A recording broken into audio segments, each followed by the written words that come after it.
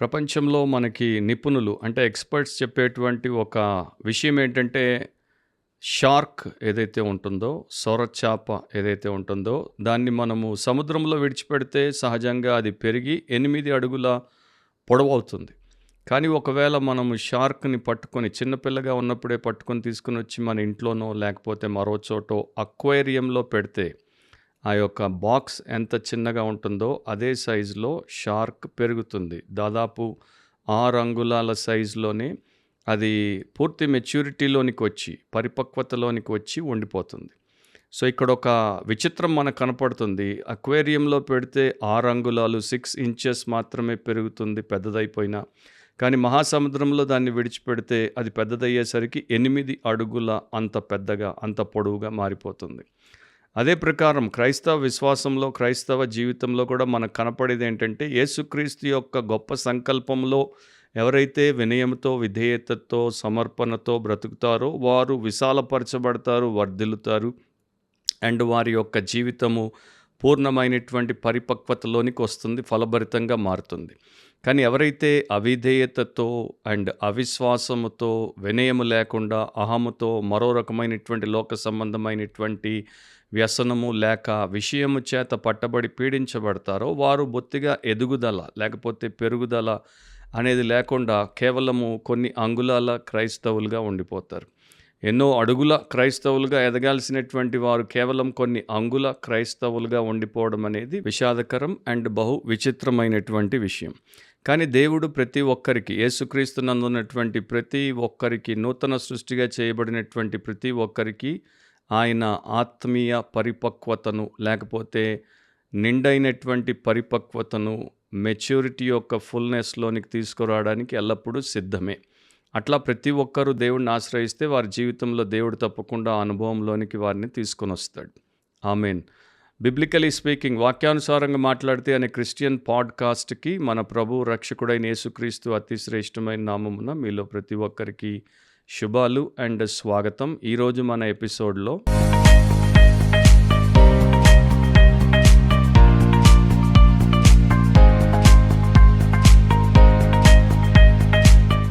మన అంశం ఏంటంటే పవర్ ఆఫ్ మెచ్యూరిటీ, పరిపక్వత యొక్క శక్తి.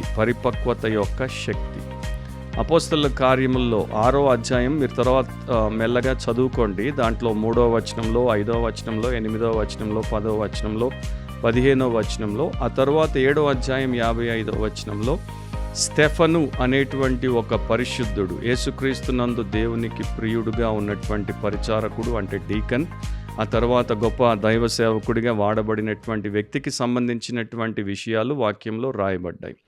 స్టెఫను ఒక పరిపూర్ణమైనటువంటి వ్యక్తిగా దేవుడి కృప చేత, దేవుడి కార్యము చేత ఎదిగాడు. దాన్ని దేవుడి వాక్యంలో పరిశుద్ధాత్మ దేవుడు ఈ విధంగా వివరించాడు. 3వ వచనంలో ఆయన ఆత్మతోనూ జ్ఞానముతోనూ నిండుకొనిన వాడై అని రాయబడి ఉంటుంది. 5వ వచనంలో విశ్వాసముతోనూ పరిశుద్ధాత్మతోనూ నిండుకొనిన వాడైన స్టెఫను అని రాయబడి ఉంటుంది. 8వ వచనంలో స్టెఫను కృపతోనూ బలముతోనూ నిండిన వాడై అని రాయబడింది. 10వ వచనంలో మాటలాడుట యందు అతడు అగపరిచిన జ్ఞానమును, అతని ప్రేరేపించిన ఆత్మను వారు ఎదిరింపలేకపోయిరి అని రాయబడింది. 15వ వచనంలో అతని ముఖము దేవదూత ముఖము వలె వారికి కనబడెను. 7వ అధ్యాయం 55వ వచనంలో అతడు పరిశుద్ధాత్మతో నిండుకొనిన వాడై ఆకాశం వైపు తేరిచూచి దేవుని మహిమను, యేసు దేవుని కుడి పార్శ్వమందు నిలిచి ఉండుటను చూచి అని రాయబడింది. సో స్టెఫను అనేటువంటి వ్యక్తి ఆది సంఘంలో, సంఘం పెరుగుతున్నప్పుడు సంఘానికి ఉన్నటువంటి సమస్య పరిష్కారం కొరకు అపోస్తలులు సంఘం ఎదుట ఒక ప్రపోజల్ని పెట్టారు. 7గురిని జ్ఞానము, ఆత్మతో నింపబడినటువంటి వారిని ఎంపిక చేసుకోమంటే వారు ఎంపిక చేసుకున్నప్పుడు వీరిని పరిచారకులుగా నియమించబడ్డారు. అట్లాంటి వారిలో ఒక విశిష్టమైన వ్యక్తి స్టెఫను. అతడు సువార్త ప్రచారములో చాలా ప్రముఖ పాత్రను పోషించాడు. పౌలు అండ్ పేతుర్లకి మధ్యలో ఉన్నటువంటి ఒక ప్రత్యేకమైన వ్యక్తిగా స్టెఫను మనకి కనబడతాడు. అతడు హింసించబడ్డాడు, హతసాక్షిగా మారాడు. ఆ తరువాతే యెరూషలేములో నుండి క్రైస్తవ సంఘం బయటికి సువార్త ద్వారా వెళ్ళడం అనేది మనకు అపోస్తలుల కార్యముల్లో కనబడుతుంది. సో, స్టెఫను ఒక విశిష్టమైనటువంటి గుణము, శీలము కలిగినటువంటి వ్యక్తి. ఆయన జీవితము, ఆయన సాక్ష్యము యేసుక్రీస్తుకు ఎంతో గొప్పగా ఉపయోగపడింది. క్రీస్తు ప్రతిబింబముగా, క్రీస్తు ప్రతినిధిగా అనేకులను ప్రభావితం చేసినటువంటి వ్యక్తి ఆయన. నౌ విలియం లా అనేటువంటి ఒక ప్యూరిటన్ భక్తుడు ఇట్లా రాశాడు, మీరు కాసేపు ఆగి మీ జీవితాన్ని మీరు పరీక్షగా చూసుకుని ఆలోచిస్తే ఆది సంఘంలో ఉన్నటువంటి భక్తిపరులు, లేకపోతే పరిశుద్ధులు, లేకపోతే దైవ సంబంధులైనటువంటి విశ్వాసుల్లాగా మీరెందుకు లేరో మీకు అర్థమవుతుంది. మీలో అజ్ఞానం ఉండడం చేత కాదు, మీరు అసమర్థులైనందుకు కానే కాదు. వారిలాగా మీరెందుకు ఎదగలేకపోతున్నారంటే మీరు ఎప్పుడు కూడా అట్లాంటి ఉద్దేశమును కలిగి లేరు గనుక. మీరెప్పుడు కూడా క్రీస్తులో పరిపక్వతలోనికి రావాలి అనేటువంటి ప్రేరేపణ కలిగి లేరు. అట్లాంటి ప్రణాళిక మీ జీవితం కోసం మీరెప్పుడు పెట్టుకోలేదు. మీరు మరో విషయంలో పడిపోయారు, జీవించేశారు, తర్వాత లోకాన్ని విడిచి వెళ్ళిపోతారు. కనుక మీరెప్పుడు ఆ స్థాయి ఎదుగుదలలోనికి రాకుండానే ఉంటారు. స్టెఫన్ అట్లా కాదు. స్టెఫను రక్షించబడినటువంటి కొన్ని దినాల్లోనే అతడు ఏ ఏ విషయాలతో నిండుకున్నాడో చూడండి, ఏ ఏ విషయాల్లో పెరిగిపోయాడో చూడండి, ఏ ఏ విషయాల్లో అతడు మరి దేవుడికి చాలా చాలా ఉపయోగకరమైనటువంటి పరిచారకుడిగా లేకపోతే పాత్రగా మారిపోయాడో చూడండి. ఒక రక్షింపబడినటువంటి క్రైస్తవుడు, దేవుడి సంబంధిగా మారినటువంటి క్రైస్తవుడు లేక క్రైస్తవురాలు నిండుకోవాల్సిన లేక కలిగి ఉండాల్సిన పుష్కలముగా వారి జీవితంలో మనకు కనబడాల్సినటువంటి విషయాలు ఏంటంటే విశ్వాసం ఉండాలి, పరిశుద్ధాత్మ ఉండాలి, బలం ఉండాలి, అండ్ మాట్లాడినప్పుడు అంటే దేవుడి సువార్తను ప్రకటించినప్పుడు లేకపోతే దేవుడి సంకల్పం అంతటిని వారు ఇతరులకు బోధించినప్పుడు విశిష్టమైన దైవ జ్ఞానమును వారు అగపరచాలి. ఇక్కడ స్టెఫను విషయంలో అతని ముఖము దేవదూత ముఖములాగా కనబడింది. కాకపోతే అతడు దేవుడి యొక్క సన్నిధి ప్రకాశము చేత వారి ఎదుట నిలబడినప్పుడు అట్లా వారికి సాక్ష్యం ఇచ్చి వారిలో మరి దేవుడి యొక్క కార్యమును జరుగుటకు దేవుడి చేత వాడబడ్డాడు. సో మనం కూడా అట్లాగే క్రీస్తును మనలో మన ద్వారా చూపించుకొనుటకు ఈ ప్రకారం ఉండాలి. కానీ ఎంతమంది ఈ విషయాల కొరకు యేసుప్రభు దగ్గరికి వచ్చారు, లేక వస్తున్నారు, లేకపోతే ప్రార్థిస్తున్నారు, లేకపోతే పరితపిస్తున్నారు? ఎంతమందికి ఈ రోజున నేను విశ్వాసముతో నిండుగా ఉండాలి, పరిశుద్ధాత్మతో నిండుగా ఉండాలి, కృపతో నిండుగా ఉండాలి, దేవుడి బలముతో నిండుగా ఉండాలి, దేవుడి జ్ఞానంతో నిండుగా ఉండాలి, క్రీస్తు యేసు యొక్క సన్నిధి ప్రకాశముతో నిండుగా ఉండాలి అనేటువంటి ఆశ, ఆలోచన ఉన్నాయి. వేరే వేరే లోక సంబంధమైన భౌతికపరమైన క్షణికమైనటువంటి విషయాలతో నిండుకోవాలి అనేటువంటి వారే మనకు ఎక్కువగా కనపడతారు. సో స్టెఫన్ అట్లా కాదు. సో ఒక్కొక్క మాటలో ఆయనలో ఉన్నటువంటి విశిష్టతల గురించి కూడా చెప్పుకుంటూ ముందుకు పోతాను. He was full of faith, విశ్వాసముతో నిండుకొనిన వాడై. యేసుక్రీస్తులోనికి ఆయన వచ్చిన తర్వాత సువార్త ద్వారా విశ్వాసము అనేది ఆయనకు కలిగింది.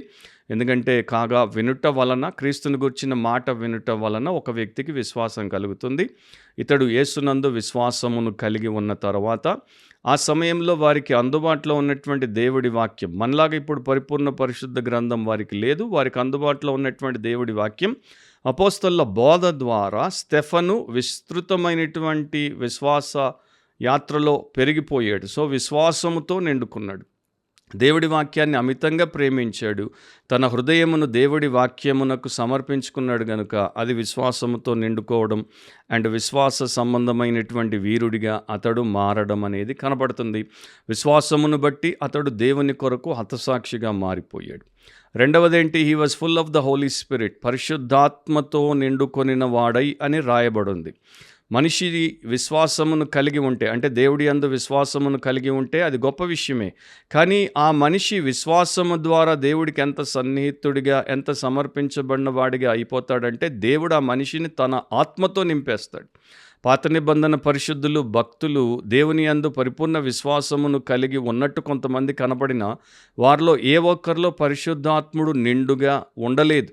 వారి పైకొచ్చి కార్యాలు జరిగిన తర్వాత పోయేవాడు. కానీ ఇక్కడ స్టెఫనులో పరిశుద్ధాత్ముడు నిండుగా నిలబడున్నాడు. సో దేవుని యందు విశ్వాసమును కలిగి ఉండుట ఒక విషయమైతే, ఆ విశ్వాస సంబంధమైనటువంటి కర్త కొనసాగించువాడైన దేవుణ్ణి, ఆయన ఆత్మనే మనం నిండుగా కలిగి ఉండుట మరో విశేషం. సో ఆత్మతోనూ జ్ఞానముతోనూ నిండుకొని మంచి పేరు పొందిన అని అపోస్తలుల కార్యములు 6:3లో ఆయన గురించి రాయబడింది. సో పరిశుద్ధాత్మతో నింపబడ్డాడు, జ్ఞానంతో, దైవ జ్ఞానంతో, లేకపోతే ఆత్మ ఇచ్చినటువంటి జ్ఞానంతో నింపబడ్డాడు గనుక మంచి పేరును అతడు సంపాదించుకున్నాడు. అతని యొక్క స్వంత ఘన కార్యములను బట్టి కాదు, అతని పరిశుద్ధ జీవితం, ప్రార్థనా జీవితం, అతడు పరిచారకుడిగా దేవుడి కొరకు చేసినటువంటి ఆ యొక్క సేవకి సంబంధించిన సాక్ష్యం అది. మళ్ళీ అతడు ఒక డీకన్ మాత్రమే, అంటే బల్లల దగ్గర సేవ చేసేటువంటి ఒక డీకన్ మాత్రమే. డీకనే అయినప్పటికీ ఆ సమయంలో అప్పటి నుండి ఇప్పటి వరకు స్పిరిచువాలిటీ యొక్క బీకన్గా, అంటే ఒక గొప్పగా అనేకులకు వెలుగునిచ్చేటువంటి దీపముగా అతడు మారిపోయాడు. డేవిడ్ బ్రీస్ అనేటువంటి సేవకుడు ఇట్లా అంటాడు, strong sons of God are not perfected by childish pursuits. అంటే దేవుని యొక్క బలమైన కుమారులు చిన్న పిల్లల చేష్టలతో ఆ స్థాయికి ఎదగరు. అంటే మనము చిన్న పిల్లల చేష్టల్లో పడి బతికేటువంటి వారముగా ఉంటే దేవుడి కొరకు బలమైన కుమారులముగా, కుమార్తెలముగా ఎదగడానికి లేక పరిపక్వతలోనికి రావడానికి అవకాశం ఉండదు. మూడవది, he was full of wisdom, జ్ఞానముతోనూ నిండుకొని మాట్లాడుట యందు అతడు అగపరిచిన జ్ఞానమును మరి అతని యొక్క విరోధులు ఎదుర్కోలేకపోయారు అని రాయబడింది. సో ఏ జ్ఞానం గురించి? భూ సంబంధమైన జ్ఞానం గురించి కాదు ఇక్కడ రాయబడింది, పర సంబంధమైనటువంటి జ్ఞానం, దేవుడు మాత్రమే అనుగ్రహించేటువంటి జ్ఞానం, పరిపూర్ణమైనటువంటి జ్ఞానం, పరిశుద్ధమైన లేఖనాలకి సంబంధించిన జ్ఞానం. సో ఈ జ్ఞానమును ఏం చేశాడు? యేసుక్రీస్తును రక్షకుడిగా ప్రకటించుటకు, యేసుక్రీస్తునే దేవుడికి మానవుడికి మధ్యలో మధ్యవర్తిగా ప్రకటించుటకు, యేసుక్రీస్తు ప్రభువును మాత్రమే హెచ్చించుటకు ఈ జ్ఞానాన్ని ఆయన వినియోగించాడు. కాకపోతే క్రీస్తు ప్రభువు నందు విశ్వాసం ఉంచినటువంటి విరోధులకు అది నచ్చలేదు, అది వేరే విషయం. కానీ స్టెఫను మాత్రం దైవ జ్ఞానంతో నిండుకొని మాట్లాడినప్పుడు అతన్ని ఎవరు కూడా ఎదురించలేకపోయారు. అండ్ ఈ యొక్క జ్ఞానము మరి ఆత్మ ద్వారా అతనికి అనుగ్రహించబడింది. ఈ రోజున ఎంతమందికి ఈ యొక్క స్థితి లేకపోతే స్థాయి ఉంది అని మనం చెప్పగలం? చాలామందికి బైబిల్లో ఉన్నటువంటి ప్రాథమిక సత్యాలే తెలియవు, చాలామందికి బైబిల్లో ఉన్నటువంటి ప్రముఖ సిద్ధాంతాలే తెలియవు. అండ్ వాటిని తెలుసుకోవడానికి, నేర్చుకోవడానికి పరిశుద్ధాత్ముడు మనకు అనుగ్రహించబడినా మనకి బొత్తిగా ఆలోచన లేదు. మనకి లోక సంబంధమైనటువంటి ప్రతి మరి కాంట్రవర్షియల్, లేకపోతే సెన్సేషనల్, లేకపోతే సిన్ఫుల్, లేకపోతే సెన్షువల్, లేకపోతే సిల్లీ, స్టూపిడ్, సెటానిక్ విషయంలో ఆసక్తి ఉంది. కానీ మన సేవియర్, మన సావరెన్ గాడ్కి సంబంధించిన సత్యాల్లో మనకి బొత్తిగా ఆసక్తి లేదు. నాలుగవది, he was full of power, ఆయన కృపతోనూ బలముతోనూ నిండినవాడై అని రాయబడింది. కృపచేత రక్షించబడతాం, కృపచేతే మనము బలవంతులం అవుతాం, కృపచేతే మనము పరిశుద్ధతలో పెరుగుతాం. సో ఆయనది పరిశుద్ధమైనటువంటి బలం అన్నమాట. దేవుడి యందు ఆయన నిస్వార్థపరుడిగా సమర్పించబడ్డాడు గనుక స్వంత అహము లేదు, స్వంత జ్ఞానము లేదు, స్వంత సామర్థ్యము లేదు. పరిశుద్ధాత్మతో నింపబడ్డాడు, విశ్వాసముతో నింపబడ్డాడు, దైవ జ్ఞానంతో నింపబడ్డాడు. దేవుని యొక్క సామర్థ్యము అతని యొక్క జీవితంలో పొంగి పొరలుతోంది కనుక దేవుని యొక్క బలముతో, స్పిరిచువల్ పవర్తో అతడు నింపబడ్డాడు. అతని ఉద్దేశం ఒకటే, దేవుడిని మహిమపరచాలి, దేవుడి పేరట మనుషులకి నిత్యమైనటువంటి మేలు కల్పించాలి. ఒక భక్తుడు ఇట్లా రాశాడు ఆయన పుస్తకంలో, చాలాసార్లు ఇట్లాంటి పరిశుద్ధులను, ఇట్లాంటి ప్రత్యేకమైనటువంటి దేవుని సేవకులను, ఫలభరితముగా పరిపక్వతలోనికి వచ్చినటువంటి వారిని మనం చూసినప్పుడు, లేక వారి గురించి చదివినప్పుడు మనకి వెంటనే పెద్ద నిరాశ వచ్చేస్తుంది. వారిలాగా మనం ఎప్పటికీ అవ్వలేం, వారైతే జయశాలులు, మనమైతే ఓడిపోయినటువంటి వారము అని మనం బాధపడి సరిపెట్టుకుంటాం. అట్లా కాదు, వారి జీవితాన్ని మనము కాసేపు ఆలోచించాలి, పరీక్షించాలి. వారు ఒక రోజున ఆ రకంగా ఆజానుబహులు అవ్వలేదు. వారి జీవితంలో యేసుతో ఉన్నప్పుడు, ఆయనతో నడుస్తున్నప్పుడు ఒక్కొక్క అడుగున వారిని వారు ఉపేక్షించుకున్నారు. చిన్న చిన్నగా మరి స్వంతమును ఉపేక్షించుకున్నారు. చిన్న చిన్నగా తమ చిత్తమును దేవుడి చిత్తానికి వారు లొంగేటట్టు చేసుకుంటూ వచ్చారు. చిన్న చిన్నగా వారి స్వార్థమును వారు సమాధి చేశారు. చిన్న చిన్నగా వారి అహాన్ని వారు పైకి రానివ్వకుండా సిలువేశారు. చిన్న చిన్నగా వారు దేవుడి విషయాల్లో, చిన్న విషయాల్లోనే నమ్మకంగా ఉన్నారు కనుక ఒక కాలము తర్వాత దేవుడు వారిని, చిన్నగా ఉన్నటువంటి వారిని పెంచుకుంటూ, పెద్ద చేసుకుంటూ వారిని ప్రయోజనకారులుగా చేసుకుంటూ వచ్చాడు. సడన్‌గా స్టెఫను నిండైన మనిషి అని మనం చూస్తున్నాం గానీ, స్టెఫను యొక్క రోజువారీ జీవితం, ప్రతి గంట అతడు దేవుడితో ఎట్లాంటి సంబంధం కలిగి ఎట్లా బ్రతికాడు అనేవి బైబిల్‌లో మనకు కనబడవు. కానీ చిన్న చిన్నగా అతడు దేవుడి యొక్క వాక్య ప్రకారం విధేయుడై జీవించాడు కనుక ఆత్మీయ ఆజానుబాహుడయ్యాడు. ఆత్మ సంబంధమైనటువంటి విజయాలు సాధించాడు. సో నీవు కూడా అట్లాగే ఉంటే నీ జీవితంలో నీకు కూడా దేవుడు ఆ స్థాయినిస్తాడు, ఆ స్థితిని కల్పిస్తాడు. ఐదవది ఏంటంటే he was full of light. అతడు ప్రకాశంతో నిండుకున్నాడు, లేకపోతే ప్రభు యొక్క సన్నిధి కాంతితో నిండుకున్నాడు. సభలో కూర్చున్న వారందరూ అతని వైపు తేరి చూడగా అతని ముఖము దేవదూత ముఖము వలె వారికి కనబడింది. అక్కడ ఉన్నటువంటి వారందరూ కూడా దేవుడికి వ్యతిరేకులు. మరి వారికి ఇతనికి మధ్యలో ఒక సంభాషణ జరుగుతోంది. ఇతడు క్రీస్తే, మరి దేవుని యొక్క కుమారుడు, రక్షకుడు, ఆయన్నే మనము విశ్వసించాలి, ఆయన ద్వారానే మనకి ప్రస్తుతము, తర్వాత భవిష్యత్తు, నిత్యత్వం అన్నీ అని చరిత్ర నుండి సమస్త విషయములను చాలా అద్భుతమైన రీతిలో, ఎంతో వినయముతో, ఎంతో గౌరవప్రదంగా చెప్తున్నాడు. అందుకని ప్రసంగి 8వ అధ్యాయం 1వ వచనంలో ఇట్లా సొలొమోను రాశాడు, మనుషుల జ్ఞానం వారి ముఖమునకు తేజస్సునిచ్చును. సో మనిషిలో ఉన్నటువంటి జ్ఞానము ఆ ముఖానికి తేజస్సునిస్తుంది, వెలుగునిస్తుంది. జ్ఞానము లేనివాడు మాట్లాడితే వాడి ముఖము వెలవెలబోతుంది, కానీ జ్ఞానము కలిగిన వాడు మాట్లాడితే వాడి ముఖం వెలిగిపోతుంది. ఎందుకంటే ఇతరులు కూడా వాడి ద్వారా వెలిగించబడే అవకాశం ఉంది.